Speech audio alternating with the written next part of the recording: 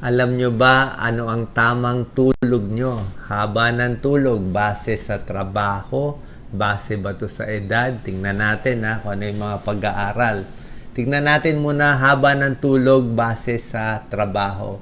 Pag may one job ka, medyo puyat ka konti, medyo kulang ang tulog mo, red. Pag multiple jobs, ang dami mong trabaho, puro overtime, malaki ang kulang sa tulog mo. Ay, marami ka naman pera. Yung mga jobless, walang trabaho, yan ang haba ng tulog. So, actually, hindi na to maganda kung talagang lagi kang kulang sa tulog. So, okay yon, yung tamang trabaho lang. Second, nakita rin nila, base sa trabaho mo, gaano kahaba ang average na tulog. Nakita nila yung mga construction worker, maintenance, physical work, magsasaka, mangingisda, o nasa forestry, mga waiter, food preparation. Siguro sobrang pagod physically sila, kaya mahaba ang tulog nila. Ayan, pa nakalapat yung likod nila sa kama, tulog agad. Pero yung mga lawyer, marami iniisip, doktor, teacher, architect, engineer, o baka bumagsak yung building, financial operations, yan. Madalas sila puyat. Siguro hindi makatulog, ang dami iniisip. Diba? So, isang tip nga, dapat physically tired. Mas maganda pa rin talaga, makuha mo yung average sleep mo. Base naman ngayon sa edad, nakita natin sa mga baby, sa mga bata, bagong panganak, 14 to 17 hours ang tulog.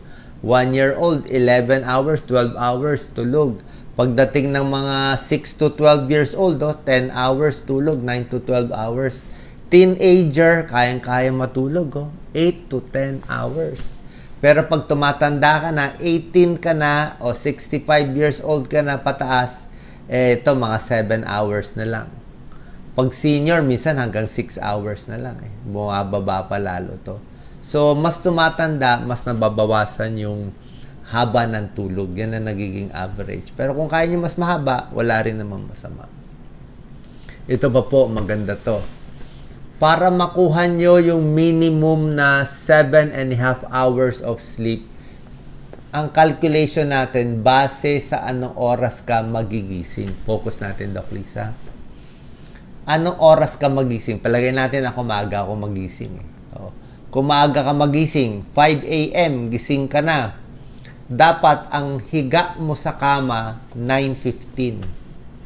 5 a.m. gising mo, 9:15, nakalapat na yung likod mo sa kama mo. Kasi meron ka pang 15 minutes magpapaantok . So makakatulog ka 9:30. Gising mo 5 a.m. 7.5 hours of sleep. Yan ang magandang tulog na yan. Nagkaroon ka na ng 5 cycles of sleep, yung deep sleep, na marerelax, mananaginip ka pa niyan. Okay? Pag ang gising mo naman, kunwari 7 ng umaga, yan ang gising mo, dapat ang higa mo 11:15 ng gabi. Pinaka-late na yan. Kung ang gising mo alas 9 ng maaga, 9 a.m., wala kang trabaho, 1:15 a.m. ang pinakamatagal na higa mo para makuha mo yung 7.5 hours of sleep. Ganyan daw po pag-compute nung wake up time tsaka yung bedtime nyo. Meron kang 15 minutes na magpapaantok. Ano bad effects pag kulang ang tulog? Mas mataas ang blood pressure, mas mataas ang blood sugar, mas irritable, mas anxiety, chronic inflammation, mas may eye bags, mas tumatanda, nagre-wrinkles, hindi na elastic yung skin, drowsy, headache, lutang ang pakiramdam, mahina katawan, mabilis magkasakit, high cortisol, high stress level. So, ano mga tips? Meron tayong 5 simpleng tips, baka hindi nyo pa nagagawa to, para mas makatulog, dapat tama yung kinakain, lalo na sa gabi. Yan, relax na siya. 3 hours before sleeping ang huling kain, pinakamaganda. Lalo na kung may GERD ka. So, paghihiga ka ng 9 p.m., dapat huling kain mo 6 p.m. Kasi pag pagkakain mo, natulog ka agad, humiga ka agad, mag-GERD yan .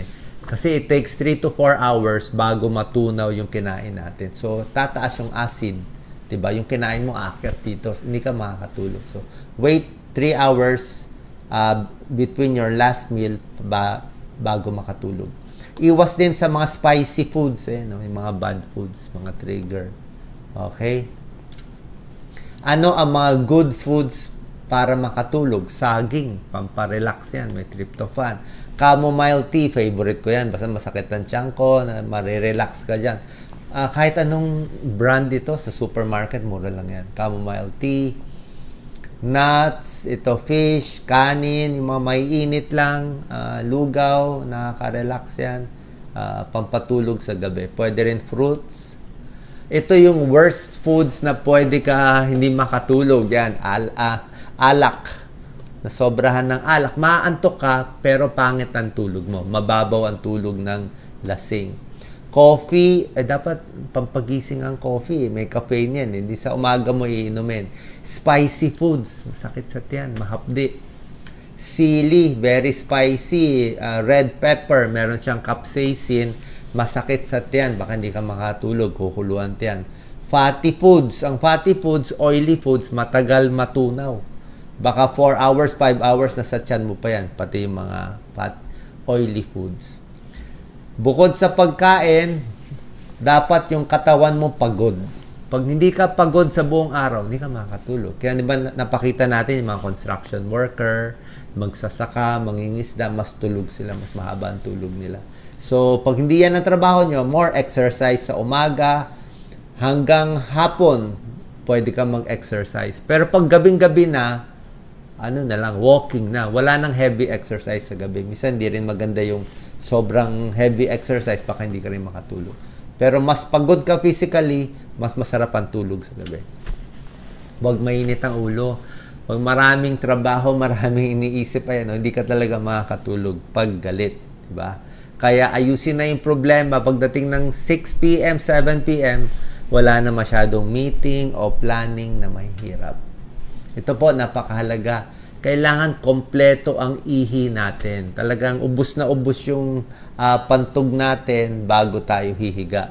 Lalo na sa lalaking may prostate problem. Diba? May prostate, may urinary retention, hindi na ubos ang ihi. Ang tip sa lalaki, pwede nyo po gawin double urination. So, pag 50 and above, lagi na ihi na ihi. So, umihi muna kayo. Tapos, pag nakaihi na, hintay ka mga 1 minute, 2 minutes. Tapos, umihi ka ulit. Meron pa yan. Pag naubos mo, bago ka hihiga. Para hindi ka gising ng gising. Sa mga babae, pag maraming anak, may pwedeng magka-prolapse. Magpo-prolapse yung mattress. Kaya nahihirapan din sa pag-ihi. Ihi ng ihi. Pag tumatanda, mas mahina na yung capacity ng bladder natin. Kaya konting puno lang ng ihi, naiihi na tayo. Hindi na ganun ka elastic. Relax your mind. Ito talaga pampatulog. Pwede mag-shower muna, magbasa lang ng mga kung ano lang relaxing comedy na magazine. Wala na masyadong cellphone, wala na masyadong chinecheck. Kung may problema, pwede nyo sabihin, malaki problema natin ngayon, bukas ko na iisipin.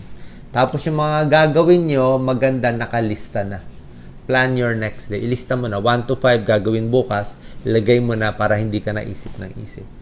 Relax, plan, unplug na muna, wala na masyadong mga trabaho, feel grateful and meditate.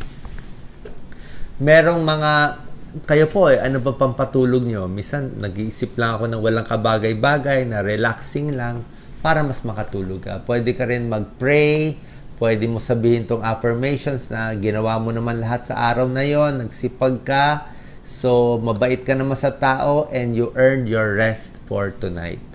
At syempre, pinaka-effective pampatulog, peace of mind. Ito pinaka-effective na sleeping pills. Walang kaaway, wala masyado iniisip, tumutulong lang tayo, mas makakatulog ka sa gabi. Pagdating naman po sa sleeping pills, actually, meron yan mga midazolam, dormicum, at iba pa, nire-reseta namin yan. Kaya lang, ang epekto ng sleeping pills, mga 3 araw lang. Siguro in first day, second day, third day, makakatulog ka.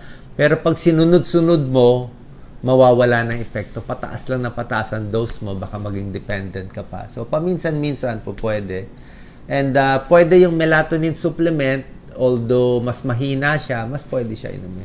Pero itong mga tips na binigay ko, yung pagurin yung katawan, ayusin lang yung iniisip, bawasan yung mga trabaho sa gabi, I think mas effective to. At kung talagang hindi kayo makatulog, talagang gising yung isip nyo because of some problem, higa na lang. Pwede naman kayo humiga eh.